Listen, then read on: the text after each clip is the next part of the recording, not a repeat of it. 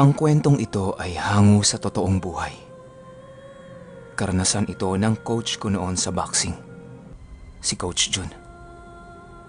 Niyaya niya ako makipagkita sa kanya sa SM Bikutan kasi avid listener pala natin si Coach. Ngayon, nagtuturo na siya sa Daang Hari, Alabang. Kung interesado kayo, pwede niyo siyang puntahan doon. Elorde Boxing Gym ang pinagtuturuan niya. Taong 2013, Star Mall, Alabang, Muntinlupa City.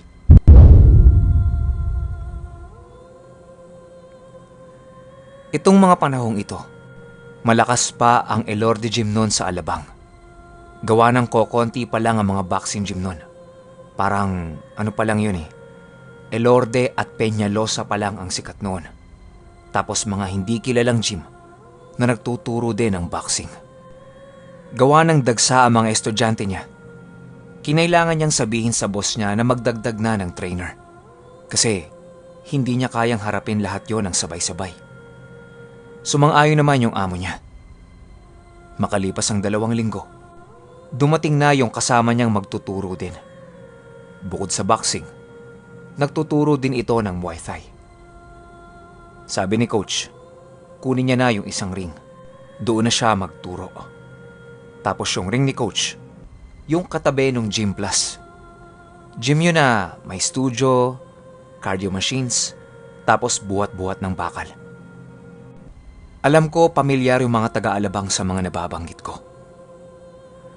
Gawa ng may mga establishmento ditong wala pang nakaupa. Yung ginagawa namin noon na jogging field, yung sa gilid ng Elorde. Tapos kung saan kami nagja-jogging, meron doon na bukas lang na pintuan. Tapos lalakad ka sa hallway para makarating ka sa CR. Yung gilid pa ng hallway nun, abandonadong construction. Wala sigurong pondo yung may-ari ng mall, kaya hindi niya matuloy-tuloy yung pagpapagawa doon. May mga construction boy man, parang ilang peraso lang, 2 o 3. Pinaliwanag ni Coach doon sa kasama niyang trainer yung mga lugar na pwede niyang puntahan. Yung paliguan, palitan ng damit, locker, kumbaga parang tour niya sa lugar. Nung nasa labas pa lang sila, sumusunod-sunod naman to. Nung tapos nang ituro ni Coach lahat sa labas, ang susunod na niyang ituturo yung CR. Pero doon pa lang sa bungad ng pintuan, kitang-kita nito ni Coach na biglang napaupo yung kasama niya. Tapos dilat na dilat ang mga mata nito na para bang gulat na gulat siya sa kung anuman yung nakita niya. Nilapitan siya ni Coach para tanungin kung anong problema. Hindi naman yung sumasagot. Tapos iling lang ng iling. Ang sabi niya lang, nadulas siya kaya siya napaupo.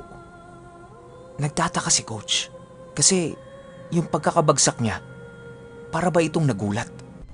Hindi naman siya mukhang nadulas o kung ano man. Matapos yon ay itinayo siya ni Coach. Tapos naglakad na sila para ituro niya yung CR sa kanya. May mga locker din kasi yung CR. Para kung gusto niyang iwan yung mga toiletries niya, pwede rin. Habang naglalakad sila sa hallway papunta doon sa CR, naririnig niya na nahihirapang huminga yung kasama niya. Yun bang parang kinakapusto? Wala pa naman silang estudyante nung oras na yun. Kaya hindi pa sila nagsisimulang magturo. Kaya bakit yun hihingalin, di ba? Tinanong niya kung ayos lang ba. Baka nauuhaw lang o kung ano. Pawis na ito. Tapos nangangalumata na. Sa itsura nito, pwede na tong himatayin anumang oras. Nasa CR na sila. Habang tinuturo ni Coach kung saan siya pwedeng maligo, nagtaka siya kasi paglingon niya sa pintuan, wala na yung kasama niya. Sinilip niya. Ayun, nakita niya nagtatatakbo yun palabas. Si Coach naman nagtataka kasi maayos naman dun. Malinis, maliwanag, kaya bakit siya tatakbo? Nung palabas na si Coach ng CR, rinig na rinig niya na merong humahagik-gik doon sa isa sa mga shower room. Anong oras pa lang nun? 9:30 a.m. Bawal pang pumasok sa mall ang mga hindi empleyado. At saka, ang may access lang sa CR na yon, silang mga trainer, estudyante nila, at iilang mga construction boy.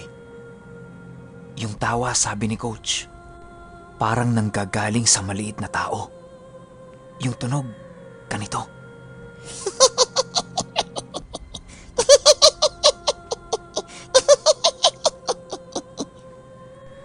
Hindi naman takot si Coach sa mga multo o kung anumang elemento yon.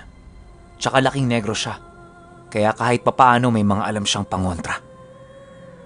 Naglakad si Coach para silipin kung sino yung naliligo ng ganong kaaga. Pagdating niya doon sa tapat ng shower room, biglang nawala yung tunog ng shower. Tapos binuksan niya yung pinto. Wala siyang nakita. Tanging patak na lang ng shower ang nadatnan niya na makahalata mong kapapatay lang. Naglakad si Coach para lumabas na. Pagtapat ni Coach doon sa mahaba at malaking salamin ng CR, nakita niya sa salamin na merong maliit na nilalang ang patalon-talon doon sa mga cubicle ng CR. Paglalarawan ni Coach, mga nasa 2 talampakan lang ang taas nun. Purong puti lang ang balat. Parang labanos na merong paa. Tapos maraming galamay. Yung mata nun purong itim lang. Tapos wala itong bibig at ilong. Nanigas si Coach ng ilang segundo. Hindi niya alam kung anong gagawin niya. Kung sisigaw ba siya o kung ano. Pagtamang-pagtama ng mga mata nila sa salamin, pareho silang nagkagulatan. Nakita niyang nahulog yon sa isa sa mga cubicle. Tapos siya naman napatakbo na din. Pakiramdam ni Coach ng mga oras na yon, hindi siya yung may control sa katawan niya. Tapos yung balahibo niya, ayaw magbabaan. Nakatindig lang ito na para bang merong nakayakap sa kanya. Paglabas niya ng CR, hinanap niya kaagad yung kasama niya. Nakita niyang nasa gilid yun ng ring. Nakaupo tapos tulala. Pagkalabit niya, napatingin sa kanya yun tapos sumigaw. Ang lakas ng sigaw nun. Buti na lang wala pang tao sa mall. Tumakbo na naman yung kasama niya papunta sa ring. Tapos turo ito ng turo sa likuran niya. Si Coach naman titingin-tingin. Kasi ano ba yun? Wala naman siyang makita eh. Sumigaw siya ng, "Ano ba yun? Bakit hindi ka magsalita?" Sumigaw yung kasama niya ng, "Merong nakaakbay sa'yo! Sunog-sunog yung balat!" Naghubad si Coach ng damit tapos pinagbububugaw niya ito. Huminga ng malalim yung kasama niya at sinabi sa kanyang bigla na lang yun nawala. Imbis na matakot, itong si Coach, natatawa-tawa pa. Sabi pa niya, "First time yun ah. May nakita din ako sa CR eh. Siguro ano yun, engkanto." Tapos hingi ng pasensya yung kasama niya sa kanya. Kasi nadamay pa siya. Hanggang sa nag-usap silang dalawa. Ito palang bagong trainer ng Elorte. May lahing mangkukulam. Nung una nag-aalangan pa itong magkwento kay Coach. Baka kasi pagtawanan siya eh. Bilang may alam din itong si Coach, hinayaan na lang niyang magkwento ito. Ayon dito, bago siya umuwi ng Manila, sa Tarlac talaga siya nagsimulang magturo. Hindi siya nakapagtapos ng pag-aaral gawa ng hirap sila sa buhay. Kaya ang naging pangunahin niyang hanap buhay sa Tarlac, pagtuturo ng boxing at Muay Thai. Natuto siyang magboxing dahil sa tatay niya. Boksingero yun eh. Tapos yung Muay Thai naman, sa YouTube niya pinag-aralan. Idol niya kasi si Buakaw. Search nyo para makita nyo kung sino si Buakaw. Buakaw. Halos tumagal din siya ng 2 taon sa pagtuturo sa kanila. Hanggang sa namatay yung lola niya. Kasama nila yun sa bahay. Kwento nito, bago namatay yun, halos 5 buwan yung naghihingalo. Lalo na kapag tutungtong ang 6:00 ng hapon. Grabe kung maghabol ng hininga yung lola niya nun. Kaya lahat sila dapat nasa bahay na bago mag-alas 6 para bantayan yung lola nila. Yung huling hinga ng lola niya na yon, siya yung nasa harap. Pinalapit siya nito. Ang sabi merong ibubulong. Hanggang nagtapatan sila ng mukha ng lola niya. Ang huling hiling sa kanya ng lola niya bago ito mamatay, ibuka ang kanyang bibig. Di pa man din nakakabuka ng sagad yung bibig niya. Biglang hinila ng lola niya yung likod ng ulo niya. Tapos meron itong idinura sa loob ng bibig niya.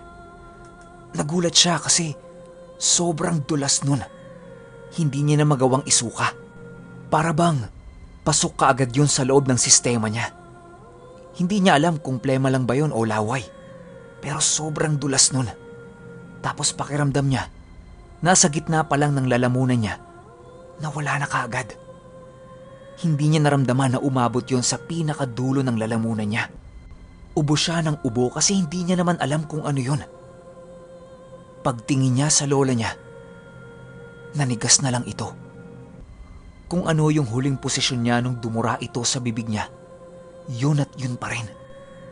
Nanatili lang itong nakamulat, nakanganga, nakataas ang isang kamay, at wala ng buhay. Sumigaw siya para kunin ang atensyon ng mga tao sa bahay nila. Nagtaka yung tatay niya kasi bakit ganun yung posisyon ng lola niya. Sinabi niya sa tatay niya kung ano yung nangyari. Mura ng mura yung tatay niya, tapos kumuha ito ng isang dakot na asin tapos sinalpak sa bibig niya. Ang sabi ng tatay niya, isuka niya yun. Inom siya ng inom ng maraming tubig para masuka siya. Hanggang sa suka siya ng suka, tapos yung tatay niya nakaabang. Pero wala. Walang lumalabas na kakaiba sa loob ng sistema niya. Tanging puro tubig lang din ang kanyang sinusuka. Umiling-iling yung tatay niya. Tapos nagsabi ito ng, wala na. Blankong-blanko siya kasi hindi niya alam kung bakit biglang nagkakaganon yun. Tinanong niya yung nanay niya. Pinaupo siya nito.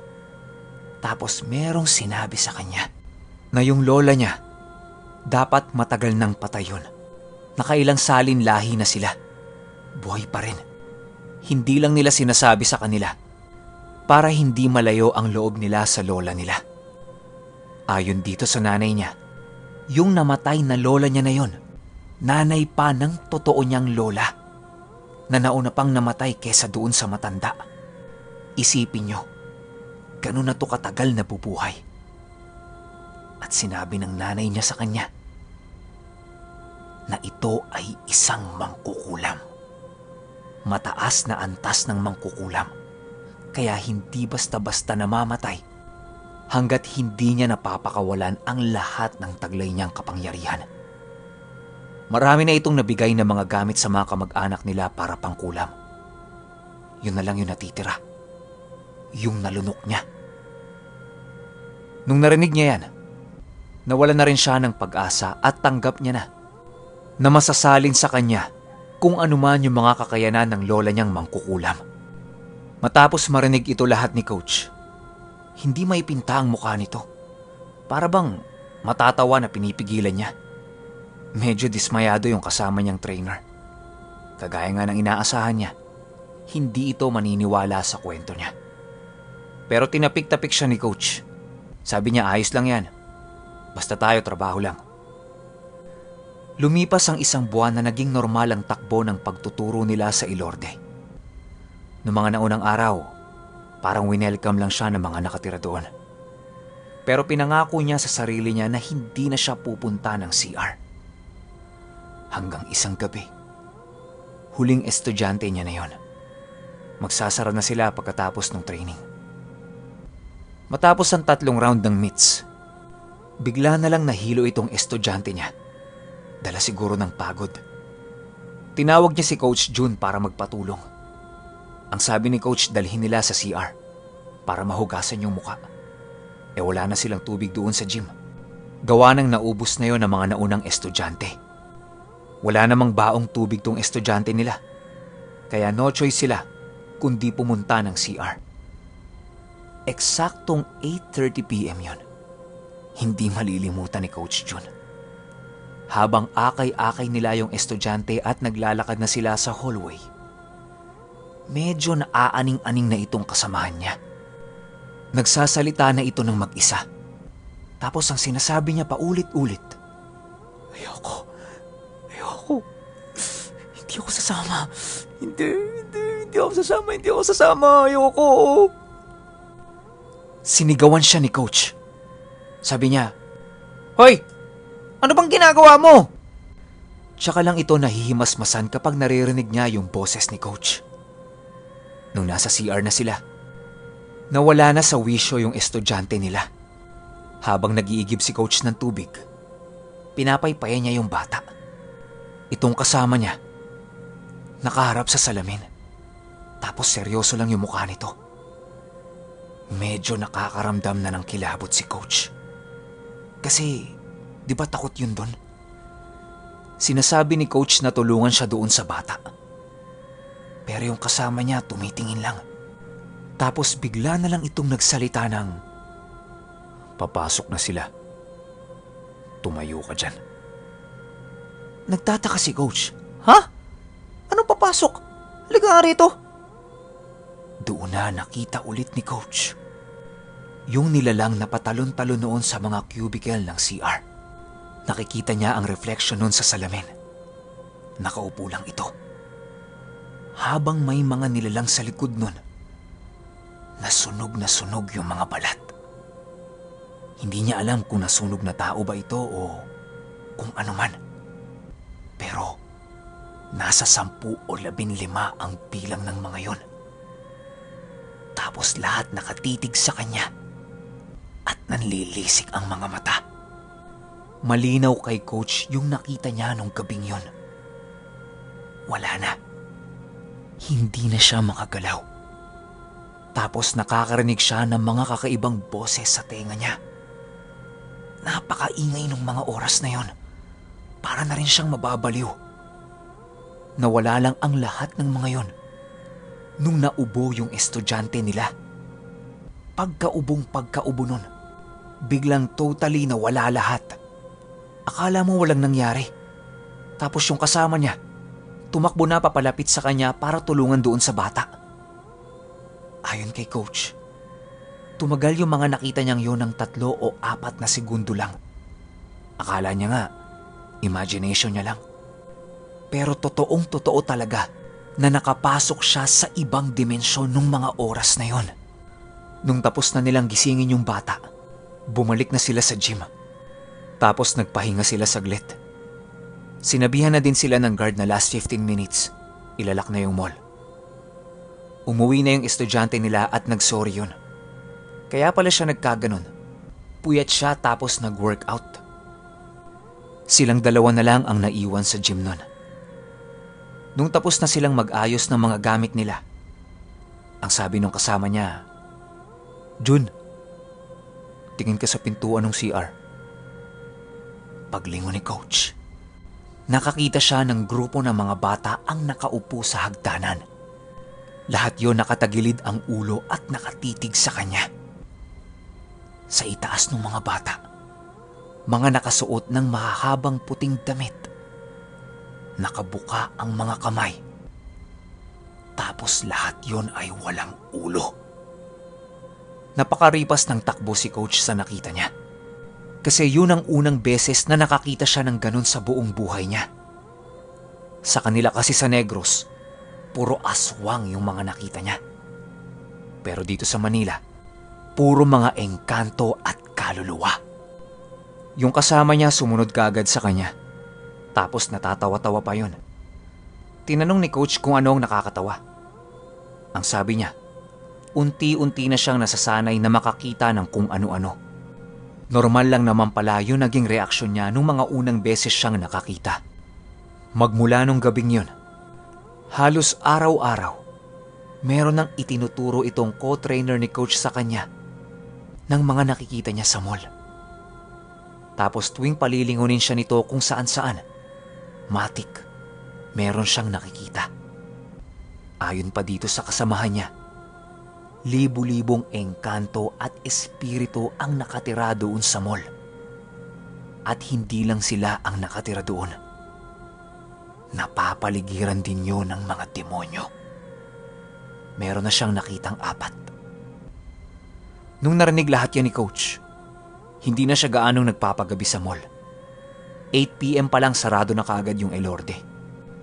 Isa yon sa mga nauunang magsara nung mga panahong doon pa ako nagtitraining. Makalipas ang 2 taon, tuluyan ang nagsarado ang boxing gym ng Elorde sa Star Mall.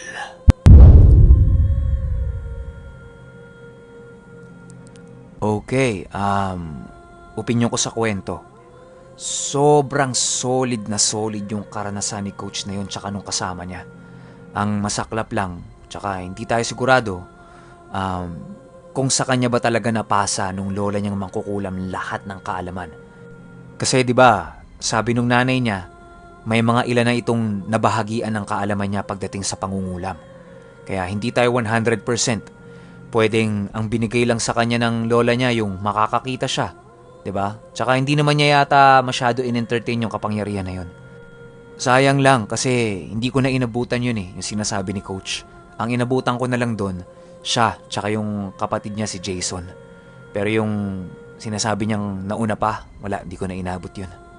Tapos yung sinasabi nilang CR, nung nagte-training pa ako doon, tapos magsi-CR ako, iba talaga yung chills doon sa CR. Kung may subscribers akong taga-Alabang, paki-confirm naman kung bukas pa yung CR na yun. Malapit yun sa Gym Plus. Bandang left side yun if galing ka doon sa gym ng karate.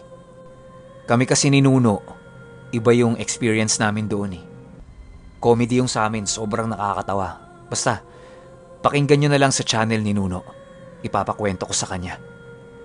Pero kapag ako lang mag-isa tapos magsi-CR ako doon, promise, hindi ako nagtatagal. Talagang literal. Magpapalit lang ako ng damit sa CR, tapos umaalis kaagad ako. Maghahanap ako ng picture ko na nag-training ako doon para maipakita ko sa inyo. Panoorin nyo hanggang dulo ng video. Yun lang. Hanggang sa susunod na kwento. Salamat. Rest in peace sa lahat ng kaluluwa na nasa Star Mall, Alabang.